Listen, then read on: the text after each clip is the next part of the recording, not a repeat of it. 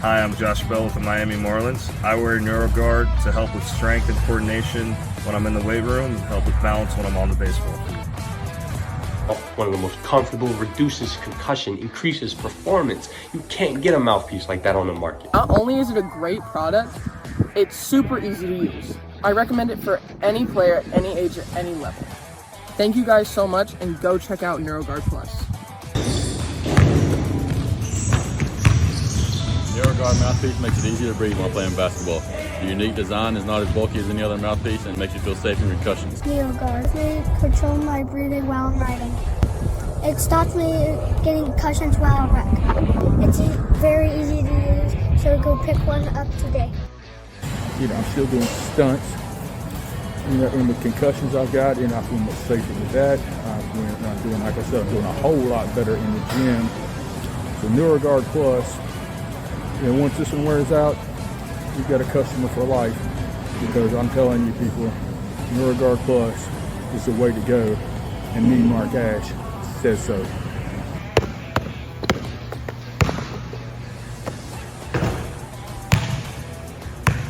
Parents, kids, coaches, NeuroGuard. It's the future. Stay tuned.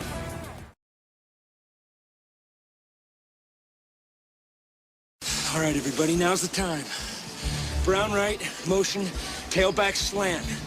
Let's put the women and children to bed and go looking for dinner, all right? On one, ready? Go, 13! Coming up, go, 13!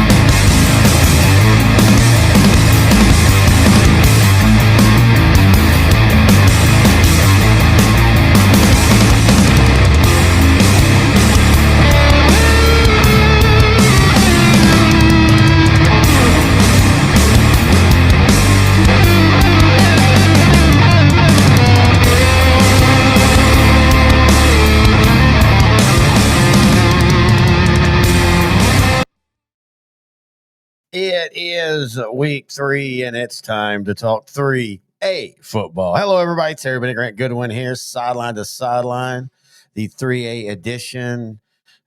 You said it best. I'll just go ahead and keep that up. That's Coach X's stuff, by the way. I have to go down to the 3A, though. We got it on the 2A or the 4A. We don't care about that at 3A, as Grant always says. Grant always said, don't cross streams. It's 2A, That's right. 3A. No sword fighting. No what? No sword fighting. Well, now you're dead. I'm dead. I feel alive. Keep talking. Talking. No, nothing. There we go. All right. Give the people what they want. Hey, folks, it's a long night. We've had some sound issues, so ta-da, here we are. It is the 3A edition of Sideline to Sideline. You know it's going to have a couple of these every year, folks. It's just how this works. But other than that, how are you doing, buddy? Doing great, man. Looking forward to that Wall Jim Ned game this week. Next week? Yeah, this week. Oh, this week. This week. Yeah, my first time going out to Jim Ned. We went to a Wall game a few years ago. I've been to a Wall Jim Ned game the year that Jim Ned won state championship, I believe it was. They played Wall in Tuscola, and actually at the time I think it was an upset, but outlasted Wall. What a great game. Looking forward to another one like that. That was the night, because I didn't go. That was the night that you texted me and word for word said, I think I just saw our state champion this year.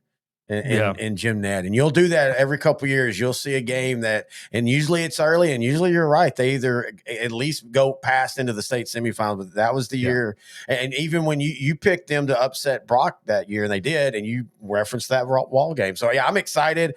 Both of these teams look really, really good to start the year. Wall now, of course, doing the varsity blues where they count the wide receivers because I ain't never seen that many on the field. But they still power run out of that, folks. Yeah, I think and their offense, the Wall offense is great. Well, we'll come back. Yeah, to we'll that. come back to that one. Yeah, Anyway, yeah. so what we do here is we talk a little 3A football. That's with a review of the last week, a preview of this week, and some fun stories in between as we're picking in our guitar like Coach X will join us. In fact, he's already on the screen. So let's just go ahead and jump right into Coach X. By the way, I wanted to say, Coach X, last week's write-in was probably the best you've ever done. Right. I Even mean, though it was. He didn't write it in. That's the point. How many of these are AI generated? I don't think artificial intelligence can be this unintelligent. You though. just that might be the best. Maybe it's artificial unintelligence. That's the best. That is the best advertising line for AI. AI, we're not this unintelligent. They show Coach X. I love you, man. We're still boys. So my God. Let's not get in a thing. I don't want like the way he got in a fight with Playoff Tree last year. I don't want to be in the middle of that kind of stuff. Oh, and somebody actually did ask. Yes, we don't have a table here anymore. We went more just on the wall stuff. Oh, by the way, if you would like to add your team's hat, a victory towel, a cowbell that I have to take the bell out so Grant won't play with it during the show. Email us, grantandterry@s2s.com. We'll give us an address. We don't want anything spectacularly expensive. We just want something that we can put up on the wall. And we used to have a lot more, and unfortunately they got lost the time. I really wish we did have the ones, especially like the El Campo gear we used to have and all that, but we'll fill out the wall with stuff. So anyway, Coach X, if you don't know, is a real coach. Coach is in Texas again. Last year he took a sabbatical to become a hippie in Oregon. They kicked him out for being too liberal, so now he's back in Texas. So here he goes. Well, guess who's back? Back again. X is back. So tell a friend. It's everybody's, well, at least mine and Brett's favorite part of the show, the Coach X part of the show. When Coach X gets to speak, enough of Grant and his potty humor and Terry and his talk of how he makes food or something. I don't have potty humor. And I don't ever talk about making, you're the one that talks about I don't know. Anyway, I don't know. I wasn't really paying attention, but now it's on to the Coach X portion. So prick up your ears because Coach X is going to insert some knowledge. Now he'll be back for the preview part of this. Well, I guess we could go ahead and just we'll just go ahead and read them. Let's go ahead and read his previews now. Then, because we're doing it different this year, where we're putting our games up on the video so people can see what we're talking about. So we'll go ahead and read because he has what? How many does he have for 3A1? 3 or 4, I think I sent him. All right, so this will give you an idea of what we're previewing this week. He says about Wall. This one is one of my favorite games of the year. James Niederlander versus the Stoppers of Wall. You think a wall won't stop you, but it usually does. That's why I think they should change their mascot to the Stoppers. Trump and that hot ice lady has proven this time and time again. James Niederland is tough too. He had a brother named Ned Niederland. He was the fastest gun in the West. He proved this in the movie titled Neddy Goes to War. Then a German man in Mexico tried to kill him, but Ned bested him though. But none of that this week. Wall wins. Okay. That's actually a pretty good little thing. All right. And then on the Franklin-Lorena game, I actually went to school with a woman named Lorena Franklin. She was that shy, mousy girl, but when she took those glasses and took off those glasses and put down her hair. See, I think this is coming from too much Cinemax after midnight in his youth. Before his parents caught him. You mean his youth being Saturday night? Well, yeah. I bet he recorded all those on VHS. No, you know what? I bet he sold them to his friends. No, you know what he did is even worse. He probably recorded the static, pixelated Spice Channel, just hoping to see a nipple, and he still does that to this day. I swear, there's a nipple right there. Anyway, I actually went to. She was the shy, mousy girl, but when she took off those glasses and put her hair down, look out! You see her. You see she had a lazy eye. The glasses were necessary for her to focus on you, like the worst lazy eye I've ever seen. I also went to a school with a guy named Harry Root and Woody Head. I think Franklin wins this game because they're the real deal this year. I don't understand. God. Oh, dude. It's probably some of his best work. I will give him credit for that one. All right, Winsboro versus Honeygrove. Dude, when I got home yesterday, a guy was at my neighbor's house and he had a beehive. He gave me a honeycomb. It was big. Yeah. Not small. Yeah. No. It was big bite. I loved honeycomb back in the day. big taste and big bite. I ate honey right off the comb. Fun fact: the comb is made of wax. So when people tell you to mind your beeswax, that's what they're talking about. Winsboro wins. Yeah. I see that. To me, they're the best Coach X's are the one or two a year where he'll actually give some pretty good football insight. And then the I others don't where remember any of those. there'll be one or two, I promise you. And then there's these though where he does no football talk to the very end and just drops a name. Right. Oh yeah, this team wins. All right. I think that's like every week. Eagle Mountain versus Paradise.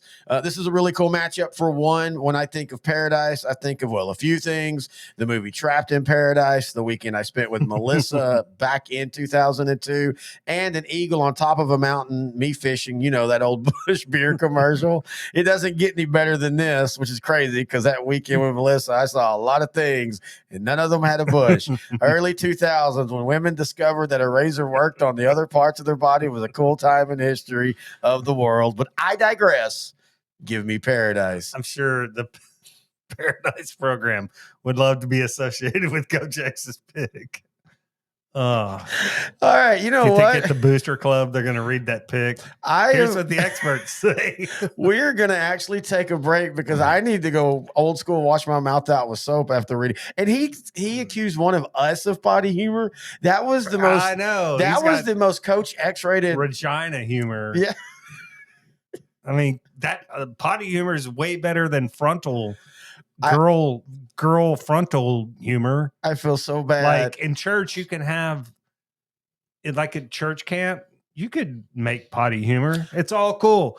But girl frontal dirty parts humor, no, you can't. I feel so bad. I'm better. I feel so bad for the sponsors of this show.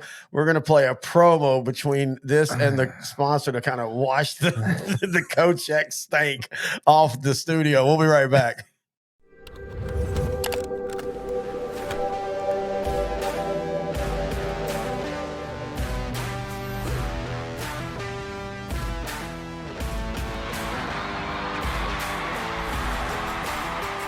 Hey, I mean, that was a good point.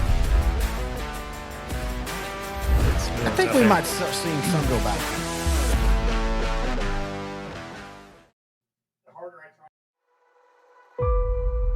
Coach Surratt came in 2007, and really what's remarkable about him is how quickly he turned the program around. The biggest challenge here was just to change the mindset. Obviously, we want a winning culture, but the first thing you got to instill is, toughness. It don't matter if it's volleyball, football, baseball. He's put Carthage on the map to a great extent.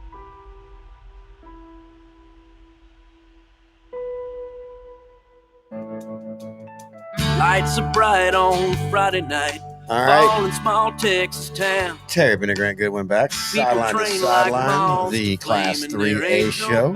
As you can tell, of course, because you can see the 3A review. This section brought to you by H&H Locker Solutions. They're the biggest locker solution in the southeast part of the world. Alabama, Georgia, all those. They've put lockers in. Now they're in the state of Texas, and they want to take your locker room to the next level. So, coaches, check out H&H Locker Solutions. This is run by a guy who's a former coach, Ty Harris. So you can reach out to him, and he will give you an assessment. They even have a free locker program that you need to check into. So, again, What if he does closets? Like, if I'd like to convert my closet into like a locker room, just for me, though, you think? Is that so every day you could bust out and go, I'm coming out of the closet? Okay, back up. Anyway, drop a comment below or on YouTube, or you can text Coach Harris, a.k.a. Ty, 256-458-4427, and let's take your locker room to the next level. All right. And closet. H.H. Lockers and closet. All right, let's go to the class. Like every day before I, go to work, I'd like to get changed in my closet or get, change into my work clothes and come out and then go be average. I want one of those. That's how they always show in a TV and show. Then I'll get me a blow up tunnel. Honey, don't worry. Fog don't machine. worry about it. And it's take the whole bedroom. what in the world are you doing? Just don't worry about it. Dude, It's for my mental health. So we've talked about we're going to do at least a couple live episodes this year of certain shows. I think whenever we do that, we should do that coming out of the that should be our intro. Us coming out with the tunnel. Where are we going to get a blow up tunnel? I don't know. This can't be cheap. We don't have a booster club. We Or just do rent- we? Actually, that's what we're going to start calling our listeners. That's our booster club. So if everybody donates $2,000, actually, we like could just a cup of rent one of coffee those. We can every rent one of couple those days. jump houses. You can rent those real cheap. Oh, I know. That's a Got blow one in my up. We house could just act like we're coming out of yeah, it's kind of cheap. We could sit in there for a few hours and jump and then come out. That'd be kind of cool. All right. Hey, we got to go to the liquor store first. Hey, 3A fans, I promise we're about to talk some football. And we're going to talk about the game that one half of us saw. Unfortunately, I got put on the DL Monday or Friday morning when I had a back pull. I know the score looks bad, but you were telling me that, it was close too. It wasn't like it was 17-7 and a half. It wasn't like it was 38. Right. Yeah. Tidehaven really kind of came out and had their way in the second half. But yeah, it was somewhat close. Goliad just could not throw the ball. Have all the speed in the world out in the backfield. The quarterback can run. He's a tall, lanky kid, but man, he can haul.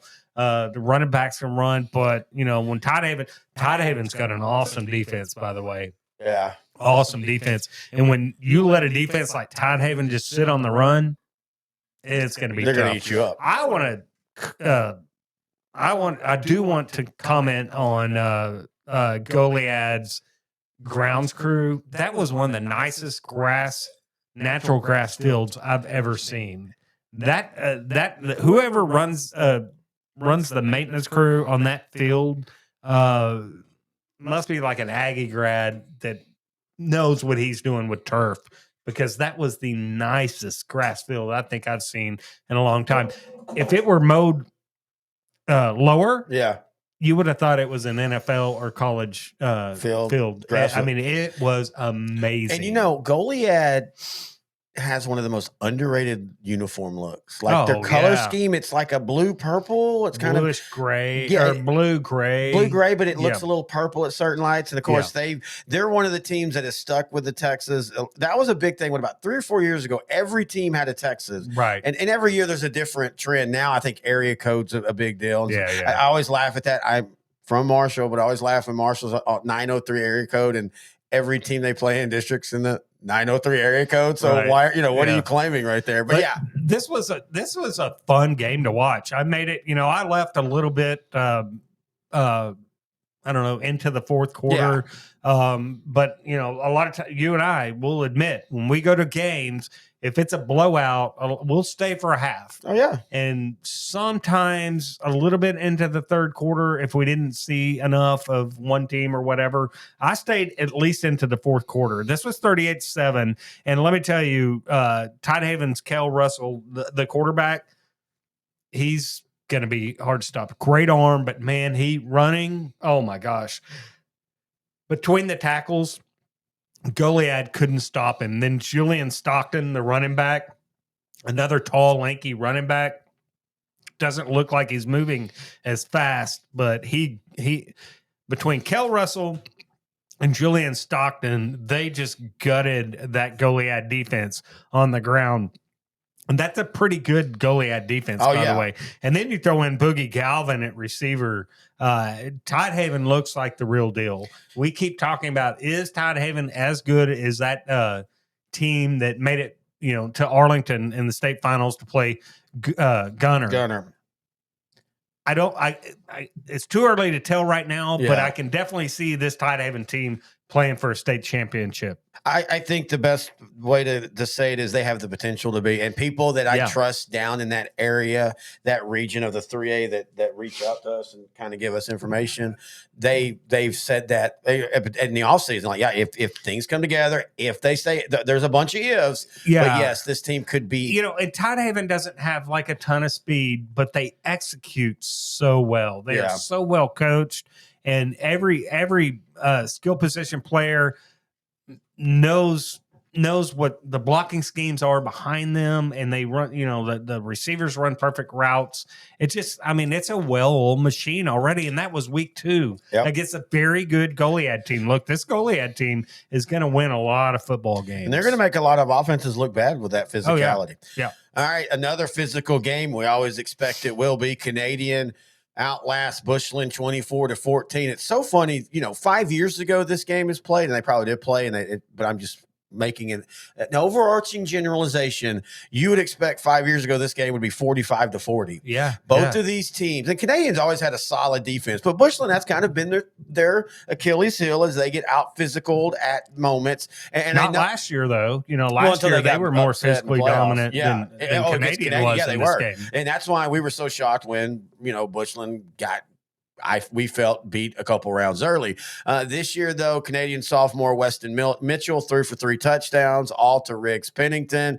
But again, the biggest thing for me taken away is Canadians' defense is a further ahead than I thought they would be. And this is for a 4A talk, is Bushland's offense not quite as good as we thought it was going to be? Well, they're both 3A. I don't want to say that. Yeah. I'm still thinking the reason why I have that is because Chris Welch, who does our regional show, High Plains Huddle, he always likes to bring up for all the 3, everybody talking about Bushland 3A, technically their best success playoff-wise was as a 4A team. Yeah. And I always have that in my mind when we talk to them. Anyway, Llano destroys Comanche 62-23. Do you think Llano, look, we're early in the season, a lot of football left to be played, but do you think Llano might be on another level right now, as good as the team a few years ago that went so far, so deep in the playoffs? The one we saw in San Antonio that year? Yeah, San Antonio. Very good athletic a couple team. of weeks before that in Cedar Park.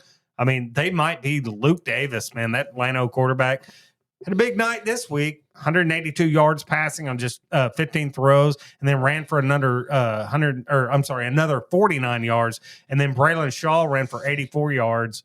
Again,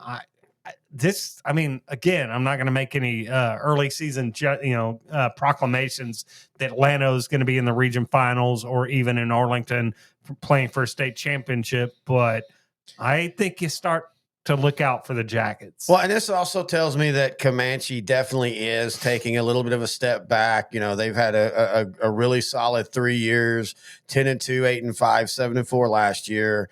They only had 6 returning starters, and you're seeing that. They gave up 54 to Caddo Mills. They gave up 62 to Llano. Llano, a great team. Caddo Mills has a chance to be a better than they were last year, but still, Comanche's rebuilding, and Llano looks like they're just Llano right now. Yeah. Wall destroy.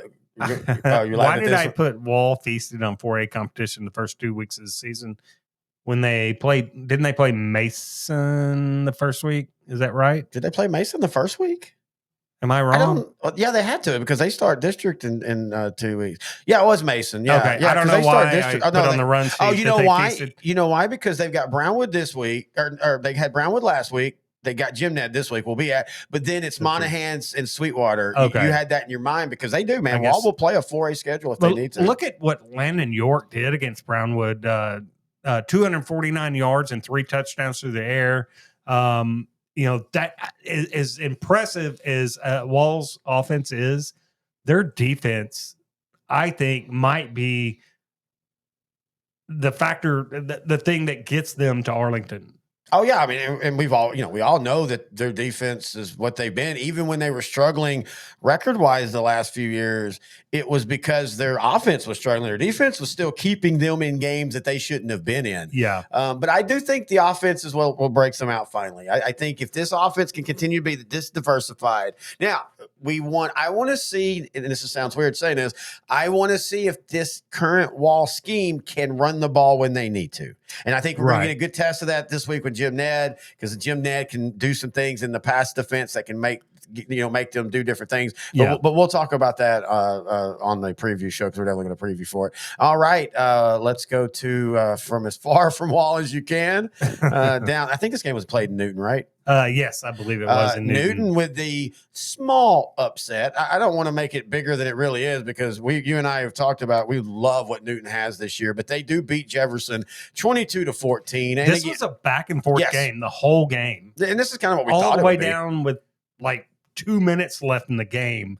this game was undecided and Newton just pulls it out. Yeah, and again, this is a game that tells me more about Newton, and I am still not worried yet about Jefferson in any way losing on the road to that. No, I think both teams had some starters out due to injuries, so it would be fun to see both these teams play again in the playoffs with 100% healthiness on both sides. Yeah, no, I totally agree with you on that. All right, so let's now go to where you want to go. Go? Seminole 45, Shallow Water 27. Shallow Water, I believe, is 0-2 now, right? But aren't they both the 4A teams? They are, and Seminole's a very solid football team. But you've got that. But I do. No, they're 1-1. They beat Monahans. Shallow Water beat Monahans. Did beat. Yeah. Okay, that's right. All right, that's right.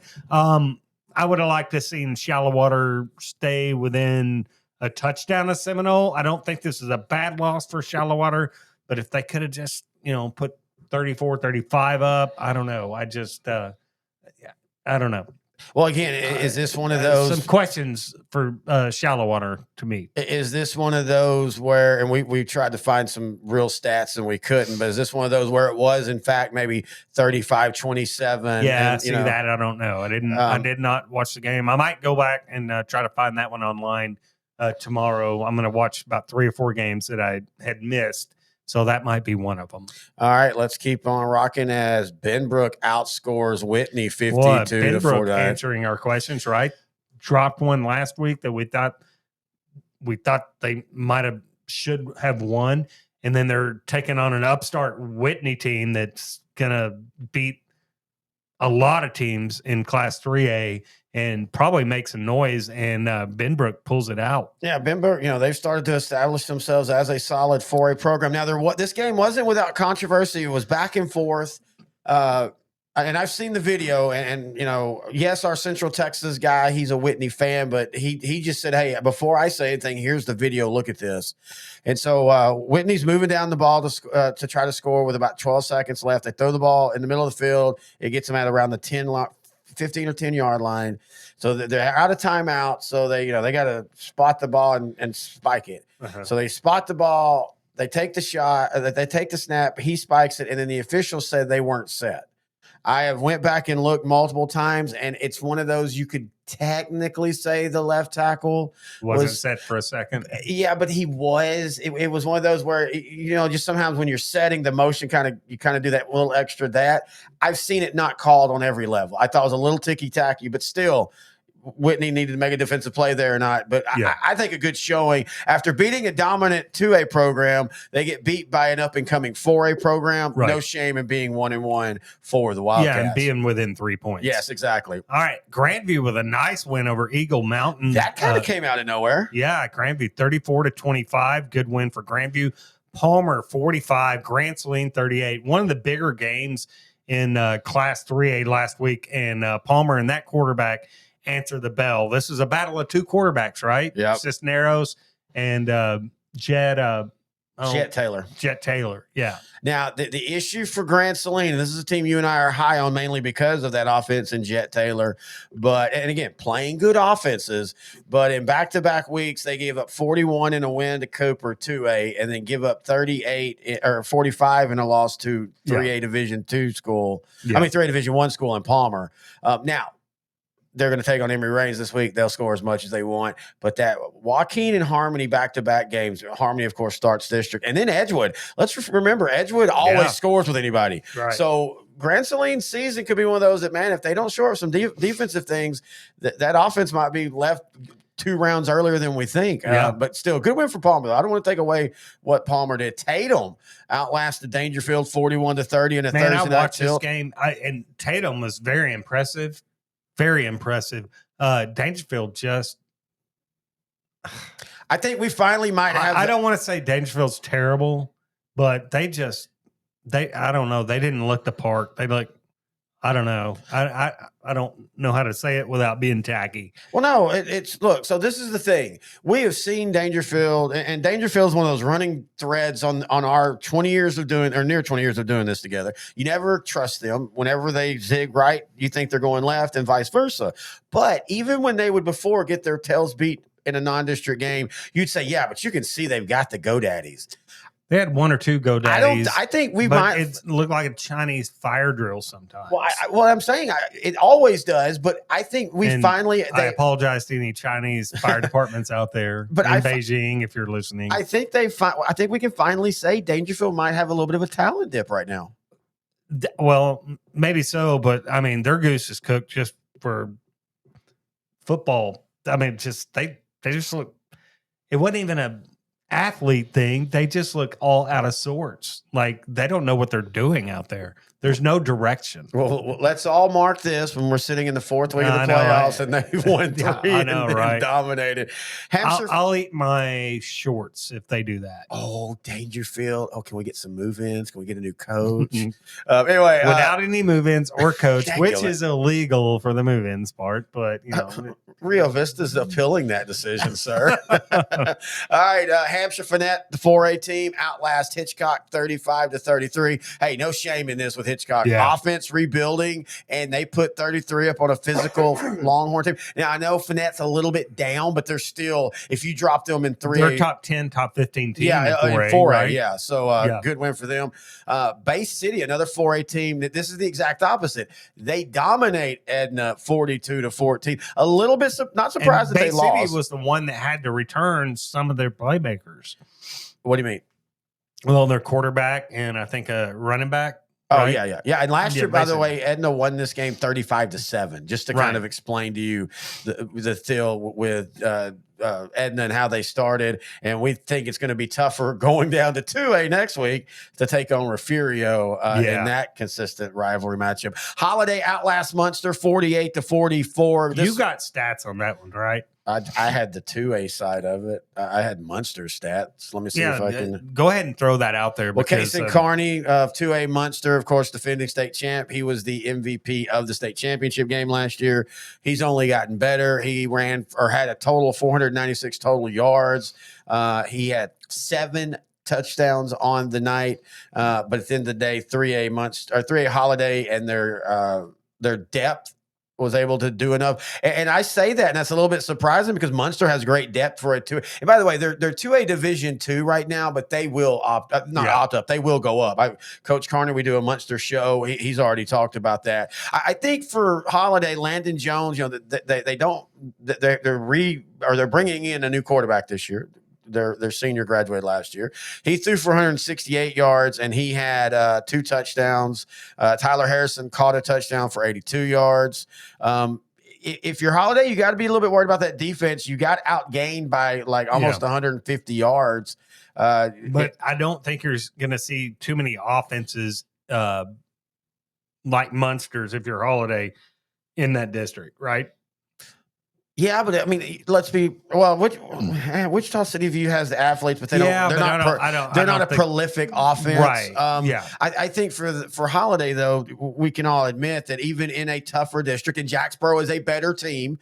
Jacksboro though this year, you know, they've started out 0-2. Yeah, now they lost to Eagle Mountain, but we already saw a 2A team beat Eagle Mountain this week by 9, and then they lost to Boyd last week. That was a little shocking, 26-21. So maybe Jacksboro is down more than we thought. But the point they don't is, have that quarterback, Jacksboro, right? That's right. He graduated too.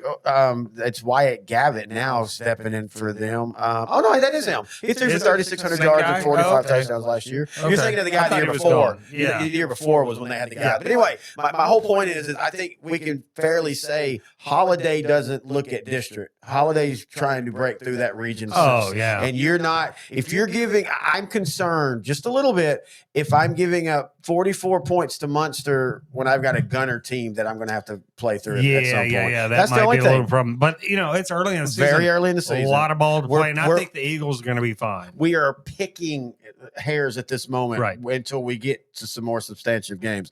ARP destroyed Garrison 44-9. Man, what a win for ARP. Not that they won, just the way they won. I mean, they laid a shellacking on Garrison. Well, I mean, and again, this is another one where, you know, yes, ARP's the 3A team, but Garrison is a 2A team that's very talented. We'd seen them the week before. Score at will against a Wascom defense we think is going to be good before the year is over. And with ARP, man, you know, that Zane Bork, I think he ran for like 95 yards, but for them, it's the defense. They shut out Harleton. They gave up 9 to Garrison. Now we'll see what they do this When week. does ARP and Troop play? September 26th. That's the first district game. Hmm. That would be perfect. That would be. We'll see. We got to see what else is on the schedule, but if we don't go to that one, we're definitely going to watch it online before or during. Lexington outlasts Little River Academy 21-14 as Case Evans goes 13 of 20 for 200 yards and 2 touchdowns, efficient as ever. Yeah. And I know Little River Academy is kind of rebuilding and all, but I thought LRA holding Lexington to 21 was pretty nice. Yeah, I think the Bees. This is a Lexington offense is going to be pretty prolific. Yeah, and I know they're 2A, but still, this is a 2A team that could compete in the 3A world. And we'll finish off the review. Lorena Academy's 3A. Lexington. Lexington's 3A as well. What am I got my mind on? I don't know. Today? You've it's been a weird. Yeah. No, Lexington's I know. one of the favorites in Class 3A to me. I'm sitting back in the old days and thinking Lexington's 2A. I don't know why. It's just been. We always have you one. Just run it by me before you say it, and then I'll tell you. Yeah, if last it's right, time I had it's wrong. Last time I had to go to a lot of court meetings when I did that, so I don't want to do that anymore. It's just been one of those nights sound wise, and I'm a little discombobulated. It also could be the 90 proof scotch. Combobulate. All right, let's finish it off with Malakoff, who last week had to come from behind to beat West Grusk. This week it got done to them as they were up at 1.35-21 in the third quarter. Over Lorena. Yeah, over Lorena. Lorena or Malakoff, at least for most of the night, had a hard time stopping the Lorena quarterback. Jackson, is that Blancett? Blancett. Oh, is that a yeah. Okay, I'm sorry. He threw for 474 yards. That's Do you want to double check that? But that's what I totally believe it. I went back and watched some of this game, and not all 4 quarters, but Blancett was going nuts. But Malakoff held within 3 points. Lorena 35, Lorena 38, Malakoff 35. Yeah, if you're Malakoff, what are you thinking about this? You feel like you're going to. For one, I feel like I'm okay because that's a darn good Lorena team, and you're going to see. Is it? It is. Well, it is a pretty darn good Lorena team. You'll know more about Lorena because they play Franklin this week. Yeah, well, right? we'll get a little bit more. And again, and I do know this for sure. Lorena being 4A, they're bigger than Malakoff. That helps, especially when it comes to this type of win where you come from behind. Yeah. How many times we've seen a 3A? Well, Canadian used to do that every year to a 4A. They jump out and then they would just get wore down by that 4A team. So it could be some of that. Malakoff has questions, right? And we're like, is Malakoff okay? But you got to remember, they're replacing like 9 or 10 guys on the offense, most of the defense. So they're very young. This isn't the same Malakoff team that you're going to see by district or mid district. They're going to be a lot better and they're going to be a lot different. Malakoff has some grace with me because they're so young. Oh, and they've proven it even with youth. They've proven that. And Coach Driscoll knows how to coach them up. Exactly. All right, that is the review section done in week 3. We're going to take a break, and when we come back, we're going to preview the week 3 schedule, some big games, and have some fun doing it right here on Sideline to Sideline, the 3A edition. Hey, Coach, are you ready to elevate your locker room experience? Well, at H&H Locker Solutions, we pride ourselves on delivering the highest quality lockers at the lowest cost in the Southeast. As a coach-owned business based in Alabama, we understand the needs of the coaches and the players alike. Our mission is to improve your locker room and streamline your process, and we're coming to Texas. Did you know we offer a free locker program? That's right. We ship all across the USA, ensuring you get the best solutions tailored just for you and your program. Want to learn more? Drop a comment or give Coach Harris, a.k.a. Ty, a call at 256-458-4427, and let's take your locker room to the next level. On Friday night, all right, falling small small Texas town. Sideline to Sideline, the class. People train like moths to flame, and there ain't nobody thoughts or around. comments, you can email the show at grantandterry@s2sport.com. Also, if you'd like to give us your team stats, please do that, same email. And if you'd like to add to the wall of high school football teams we cover. It's not really the wall of shame either. State champion, state champion, state champion. simple mantra. We got to find a better hat. The white hat, you could see it during playoff season because I put it on top of the playoff tree. But it has I think this phrase should be in every high school, college, and pro locker room. And what does it say? Run the damn ball. Just run the damn ball. It's a woman's hat that I found a few years ago. Yep. Yeah. So anyway, I wasn't women's hat shopping necessarily. Oh, that was weird because I remember you sent me go look. I was out women's hat shopping and I found this, and I was like, I was looking for something to go to the Kentucky Derby in, but I found this instead. Oh my god, that would have been the coolest thing. I'd have loved that. You just Kentucky Derby with hat, all the big hats. Yeah, that says "Run the damn ball" or just run the damn horse. Run the damn I'm gonna horse. find that. You're gonna find it now. If I ever learn how to use a sewing machine, maybe I could buy a Kentucky Derby hat, a woman's Kentucky Derby hat, when I'm women's dress shopping, and then put that on there. I would be very concerned if you ever learned to sew because I feel like you'd be like Buffalo Bill and I can sew lambs. Human skin into a mask. Been a great 18-year run, folks. right. This show is ended. All right, let's talk about the game that we're going to be at this Friday night, and we're very excited to see Wall versus Jim Ned. Oh, yes. Of course, you know, we keep making the jokes, but legitimately Wall diversifying the offense under Coach Slaughter and Landon York, who can fling the ball. And one of the great things people never realize, though, when you go, especially when you go from an offense that had a bunch of backs, they usually can make bunch of wide receivers really quick. You got to give them, coach them up. But that's one of the benefits of a team like them in Holiday. And think about the backs out of the backfield, catching those underneath things, the checkdowns that go for 20 yards. Exactly. And outside of the amazing defense that Wall has, those backs coming out of the backfield, when Landon York has to check down and that's still a weapon, I'm sorry, that's tough to defend. With Jim Ned, you can make the case that they're throwing the ball a little bit more. Oh, with Cash Quinn's been money. Garvin Brooks at wide receiver. One thing we went back, I think last week or the week before last, that Jim Ned needed, and I think we even had some Jim Ned faithful even email us saying, man, we're going to be good if we can find a quarterback. Yep. Well, it sounds like they found a quarterback. Yeah, back-to-back weeks. He's had a good game. Look, I feel like this is one of the best 3A games of the year. I think we're going to get everything we want from these two. I think, this is one of those that there is a outside possibility, in my opinion. We're talking in the state championship week about how awesome it is. We got 3A Division I, 3A Division II, and we've already seen them play. I legitimately think that's how good these two teams can be. I'm not saying they're there yet, but they can be. Show up and they play close, winner, loser, but it's close. I could see both being favorites into the playoffs. Yeah, I totally agree with you there. All right, so let's roll it out. Who do you have winning? Oh, man, this is a tough one. I'm going to take Wall. It's on the road, but I think Wall, man, I was very impressed with Wall's just win over Brownwood. Brownwood's not anything special in 4A, but by the margin they did in Brownwood, Jim Ned's had, they beat Lubbock Estacado, who's a better 4A team, I think, than Brownwood. Yeah, I think so too. Right. So that's kind of maybe a push. I do think that I think Wall wins, but for Jim Ned to win, I think Cash Quinn and Aiden Ellis, the running back, have to both have a big game. The defense for Jim Ned has to stay true in their lanes, in their coverages, and not make any mistakes.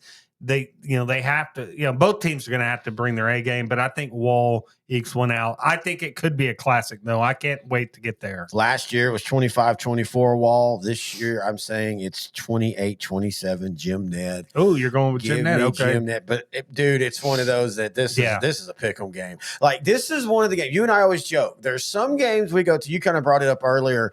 There's some games we go to that we're kind of like, if this gets out of hand, it wouldn't be too bad to be hanging out in the hotel room, watching some scores go by and all. This will be a game. If this game gets out of hand, I will be mad. Yeah. Like, I hate when we have these games. And if we're back at the hotel room by 11 o'clock, I'm going to be mad. And speaking of, we will this week have a either in the truck or in the hotel instant recap of the game we're at. And then we might even look at some of the other scores across the state. But we will do that this week for sure. That'll be Patreon only. But I probably will make this week's free because we want everybody to see what the show is going to be. All right, let's go to another one that on paper used to sound good. I don't know now. Franklin versus Lorena. I think it's going to be good. I think it's gonna be good, but I'm saying I think it's lost a little. I'm not as high on Lorena as you are, and we had this concern. Well, I look in the grand scheme of things for I don't think Lorena's going to make it to the region final or anything, but I think they're going to surprise people and go deeper into the playoffs than what people think. I don't think, and I think we had this discussion on the show.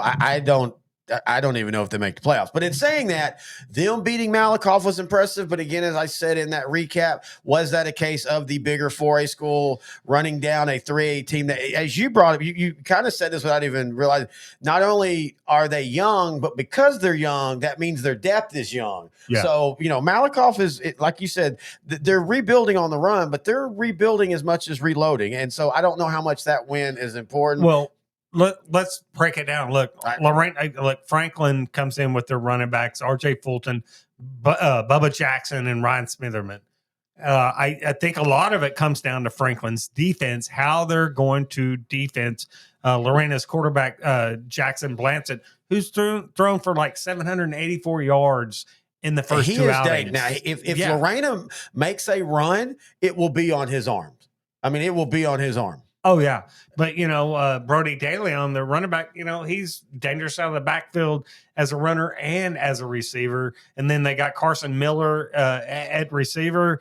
Lorena, offensively, they're just loaded. A lot of this is going to come down to the Franklin defense. Well, and let's be frank about the Franklin defense. Over the last couple of years, and Franklin has never been they never were, their defense is so good, they hold teams to 1 foot or anything like that. But their defense always complemented that offense very, very well. Absolutely. They have struggled over the last 18 to 20 games defensively, giving up a ton of points. Some of them to great teams, but to great teams that a year before they wouldn't quite give up as many big points. Yeah. I think Franklin wins this game. But it would not shock me if Lorena and Blanchett have another big day. Well, I think they're going to have a big day anyway. I think this is another 48 to 46 type game. I think it's a barn burner, and that's why I'm going Lorena. Unless Franklin can shorten this game and put the game out of reach early into the third quarter, which I think it's truly possible that Franklin could get up with their style of offense, but can they hold on? But I think Lorena's just, with their depth and then the quarterback, I just think Lorena might be able to stretch this out. But this, just like Wall and Jim Ned, Franklin Lorena is going to be a classic also, I think. All right, Shallow Water we talked about. They've started the year off 1-1, beating Monahans, losing last week. This week they take on Clyde. Give me the Mustangs. Yeah, give me the Mustangs. They need a bounce back to go, 2-1? They're 1-1 right now. Yep. I think Shallow Water gets a good one, but gets a win. This is in Shallow Water. And I think Clyde can keep it close, but I think the Mustangs pull this one out. Clyde has that thing over the last couple of years where their first 2 games, their wins look really good. Now, last year they were 1-1, but this year they beat Cisco and they beat Eastland, and you just think, wait. Yeah, those teams. Cisco's still solid, but Eastland especially is just completely cratered. They had a bounce back year a couple years ago. Even Cisco's not what Cisco used to be. Yeah, exactly. Not what they used to be. I agree with you. Here's the one that I mentioned, of course, by the way, we have a Pilot Point coaches show. And Coach Chad Worrell joins us. We had to reschedule it this week because, of course, he was at the funeral this morning as we record on a Tuesday of the legendary Coach G.A. Moore. But for the Bearcats, I think this is a great measuring game. Yeah, you beat a Bonham team, but Bonham's not great. Yeah, you beat Callisburg. Callisburg's not terrible, but Callisburg's not a region threat. But remember, in those 2 games last year, Pilot Point got beat 7-6 and 35-0. So that's a complete switch. But now you're getting a Lindsay team that for years everybody said, man, if Lindsay could ever just throw the ball, like they can run with anybody, but if they play a team like Munster in the Kraut Bowl, Hey, I remembered it this time. Munster in the Kraut Bowl. What's usually going to happen is Munster's going to put 8 in the box, and Lindsey's not going to be able to do anything with it. Well, this year they're throwing the ball a little bit more. Lane Foster at quarterback. They brought in an offensive coordinator that's going to throw the ball more. And it's funny because last year the Knights averaged like 38 points, but as I said, when they played the good defenses, you can't, I don't care how good your offense is. If you only do one good thing in today's Texas high school football, in the 80s and 90s, you can get away with it. Yeah. I mean, unless you're Lindsey with 5 D1 offensive linemen and 5, maybe. Right. Yeah. But you're going to run up against teams that are as deep as you. Look, I mean, you're Lindsey, and yeah, you're starting to throw the ball a little bit more. Probably not 100% comfortable in it, 100% comfortable in running the football like you did last year. But you're taking on a Chad Worrell Pilot Point team who's a disciple of the 10-1 scheme in Salina. Not saying that Chad's going to come out in a 10-1, but he might. I mean when he knows. I mean, I think Lindsey's going to be frustrated in this game. Pilot Point's going to win this ball game. Could be close, might not be close. I like Pilot Point. I think they're going to lean. I think they're going to lean on Lindsey's defense, and they're going to. It's funny because this is a game that last year. Well, I think Pilot Point wins this game defensively. That's what I'm saying. Oh, That's what I'm saying. But anyway, we both have Pilot Point. Malakoff versus Madisonville. Madisonville team we love to follow the athleticism and stuff. I really hope that Malakoff gets this game. Nothing against Madisonville, and I think Malakoff needs this game. I agree. I think Coach Driscoll needs this game to get this Tiger team back on. Look, they're young. They need, they're 1-1 right now, right? They're neither winning nor losing. They're just kind of even. I think Malakoff needs this win in Madisonville, by the way, to get this young group going back to the trajectory that they've had the last 4 years. I think they will. I think it's going to be close, but I think Malakoff will eke out a win. What a great game this one's going to be. What you just said about Malakoff, and I know Madisonville's 4A, but we're going to talk about what you can say about Madisonville. That last week they lost to Navasota 31-24. They're extremely young, only 3 guys back on offense. This is a team that, last year, if I remember correctly, Malakoff kicked the game-winning field goal to win. I know it was a 1-point game, but I think it was specifically Mike Jones had a big play. Yeah, I like Madison. They had to come from behind. Yeah, they'd come from behind. I like probably Madisonville do like Madisonville if we're being if I wasn't so subjective here, right? But I just think, I don't know, Malakoff with that program's at a different level right now, right? Yeah. I think Coach Driscoll has them in the right mindset to go into Madisonville, maybe as an underdog against a bigger program. Yeah. Or at least bigger classification 4A to win this game. I'm going to take Malakoff, and it might be a little bit of an upset, actually. I think it's basically a pick'em game. Yeah. I think either side, I think it's going to be a good, close game and a game that will probably feel good about both teams coming out as they're both very, very young. All right, here's one of the annual battles that nobody talks enough about because, to me, you always get some crazy games. Yoakum versus Cuero because, of course, Yoakum, 12-3 Division I, 2-0. Cuero, a 15-4A Division II. They're 2-0. I think this is a game that holds serve. Huge rivalry. Yeah, very huge rivalry. I think this is a game where the bigger team holds serve. They're going to win. I don't think it'll be a blowout. Last year, it was technically almost a blowout. It was 63-49. I think Yoakum scored a bunch late. I mean, they still had a chance to win, but they scored a bunch late. I don't think it'll be that bad. I just think Cuero is finally getting used to the Jared Ficat coaching style. They were 9-4 last year. They returned Jackson Marie, their quarterback, and Walter Deitz, their wide receiver. I just think they're a little bit better than Yoakum. Yeah, I do too. I think Cuero will throw the depth out there for one thing. Yeah, right? Exactly. The athleticism is probably a push 1-11. Maybe even Yoakum might be a little bit more athletic on the edges. Cuero's young, pretty young. But yeah, I like Cuero to win this game, but it should be a good one. Holiday versus Benbrook. Look, Benbrook will win this game, I think. Oh, I have Holiday winning by 3 touchdowns. Oh, you do? Look, Benbrook last year was 11-2. They lost a lot, but they still have a great quarterback in Brennan Barner and Deshaun Dean, a really good wide receiver. Still some decent offensive linemen held over. Yeah, but look, this is their 2 wins. River Oaks Castleberry, who is improved this year, 47-45, and then 3A Whitney 52-48. I think Holiday could beat Whitney by 4 touchdowns right now. And I like Whitney, but I think Holiday would beat Whitney by 4 touchdowns right now. Do you really? Yeah, I really do. I think Holiday will boat race Benbrook. I might be wrong. If I am, but oh man, and I'm not. And now you're talking me out of it. No, go with you. I'm still going to stick with Benbrook in a close one, but man, now I'm not so sure. And this is not a knock on Benbrook. I just think that they're young and they're figuring out, especially defensively. Yeah. I mean, right now they're averaging giving up 47 points a game going against a Holiday team that just dropped 48 on a very good Munster. And I know 2A, but still Munster 2A defense. to 4A, man. Oh, I know. The divide there. Oh, I That's know. a lot. I could be wrong. And I am many times. All right. Gunter versus Salina in Mississippi. Mississippi. Man, we could find somewhere closer. I say split the difference, go to Melissa. Oh, wait, no, it is in Melissa. You are geographically challenged. Do not let me ever. That's why you're always late. Don't ever.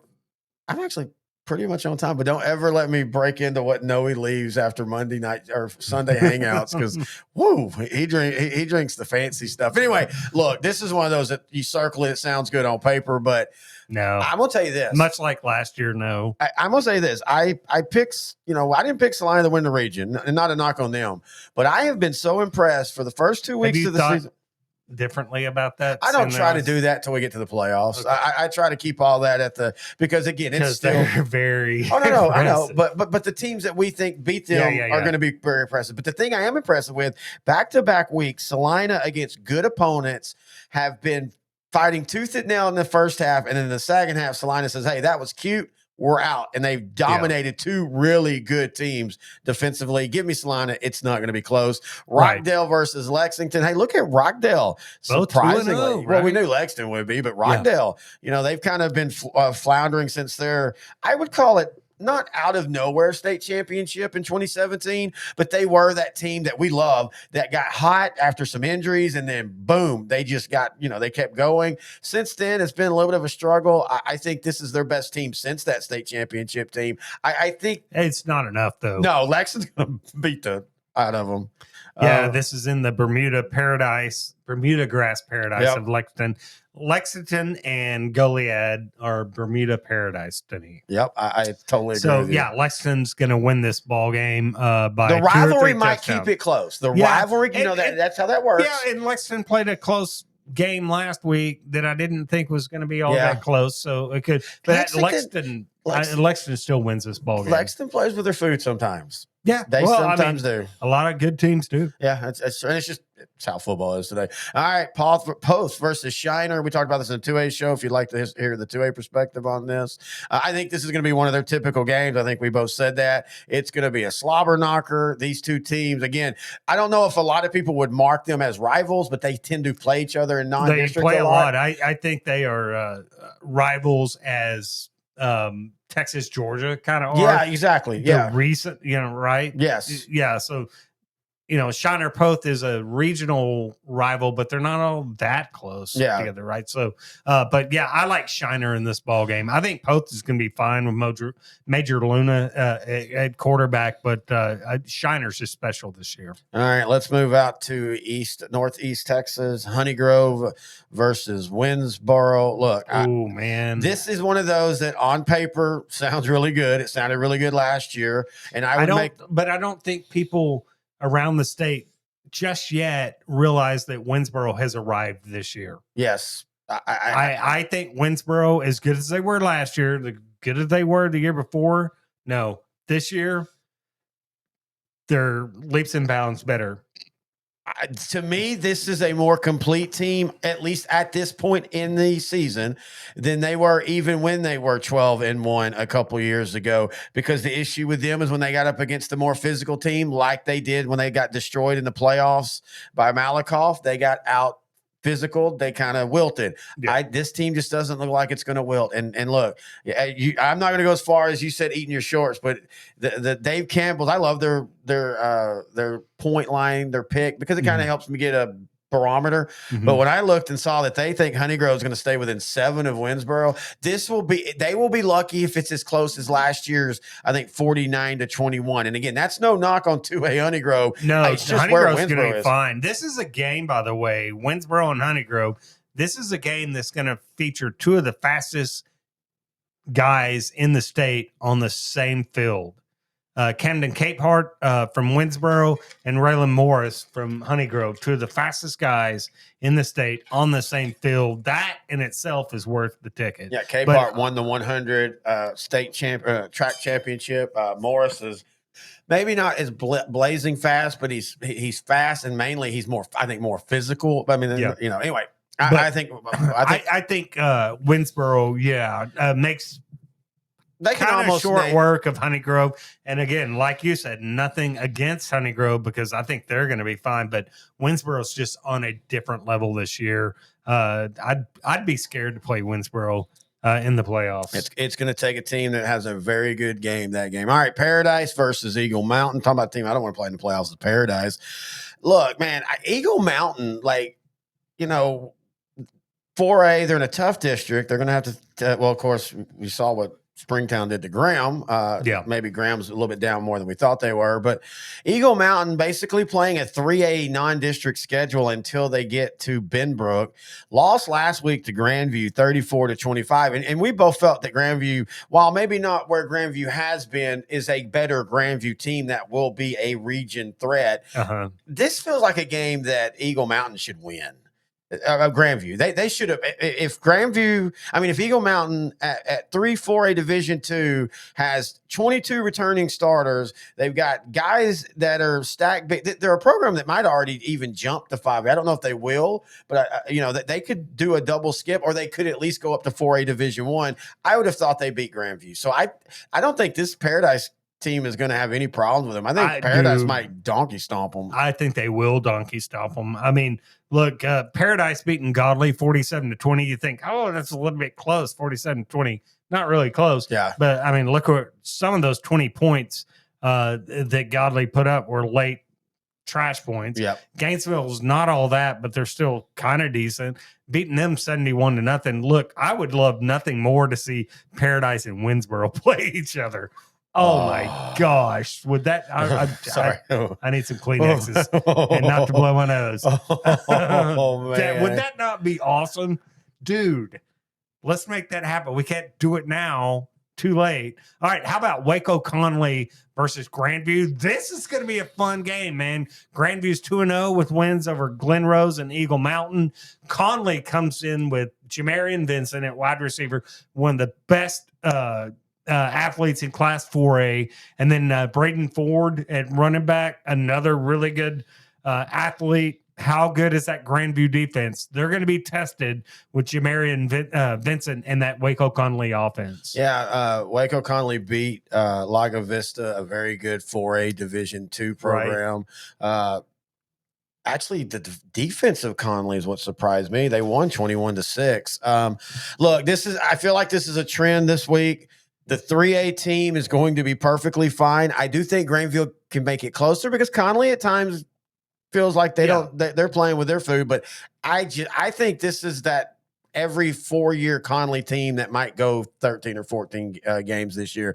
Not only talking about they have the talent, but they always had the talent. Yeah, so we don't know. But they have enough to get over the Zebras. They'll beat the Zebras by 2 touchdowns. Here's the thing about Waco Conley. I know it's 3A, 4A talk, but they thought that Jamarian Vincent was going to have to take more quarterback snaps, and that Caden Kaufman stepped in the first 2 games. And as long as he stays healthy, and that allows them to keep Vincent out from behind center where he can do more things. Yeah, I don't want to beat them. By the way, they can get the ball to him in space. This is how you know it's that time of night. We picked 4. If I'm not mistaken, I think we picked the state semifinal matchup of Winsboro versus Paradise. Because they're 3A Division I. I think we picked that, if I remember correctly. Because you and I have been high on Winsboro, all through the things. I was. We were both high on Winsboro, but I wasn't as high as I am now. Yeah.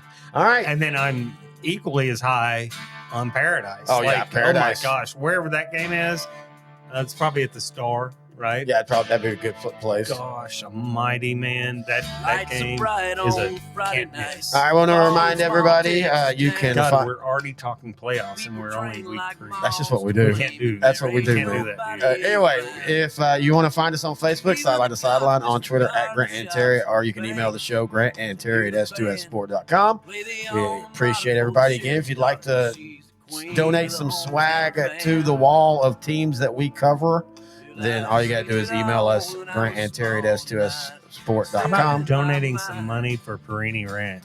Speaking of that, check out our Patreon, please.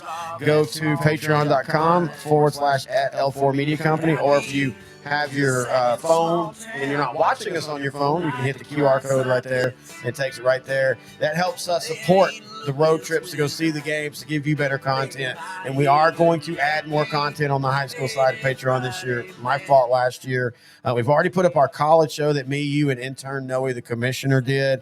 And then me and intern Noe have an NFL show that goes up on Patreon. And then we will do some post-game Patreon stuff each and every week. And we're going to start doing some other things. I forgot to get the Patreon question of the week, so we'll recycle that one for this week, for next week. But if you join Patreon, you can ask us direct shows during the playoffs. We're going to do some special Patreon only like matchups that we won't talk about on the show. So please think about joining that and helping us. And until, I can't believe I'm saying this, that's messed up. And until week 4, God, that's crazy.